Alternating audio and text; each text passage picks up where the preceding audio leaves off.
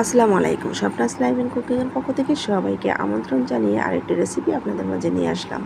আজকের রেসিপি হচ্ছে পাটের শাক রান্না। আর পাটের শাক রান্নার জন্য এখানে আমি কড়াইয়ে পরিমাণ মতো তেল দিয়ে দিচ্ছি, আর তার মধ্যে দিয়ে দিচ্ছি পেঁয়াজ কুচি, রসুন কুচি এবং স্বাদ মতো লবণ। এখন আমি হালকা কিছুটা ভেজে এর মধ্যে দিয়ে দিচ্ছি কাঁচামরিচ ফালি।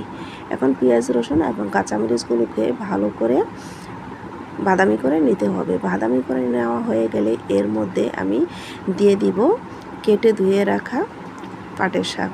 আর শাকগুলোকে এখন আমি পেঁয়াজ, কাঁচামরিচ এবং রসুনের সাথে ভালো করে মিক্স করে নেব। তারপর এগুলোকে ভালো করে নেড়ে চেড়ে দিব। যতক্ষণ পর্যন্ত না পানি শুকিয়ে যাচ্ছে ততক্ষণ পর্যন্ত ভালো করে জাল করে নেড়ে চেড়ে দিতে হবে। বাস, চটপট হয়ে গেল আমার পাটের শাক রান্না। ভালো লেগে থাকলে লাইক কমেন্ট করে পাশে থাকবেন। পরবর্তী ভিডিও দেখার আমন্ত্রণ রইল। সেই পর্যন্ত সবাইকে আল্লাহ হাফেজ।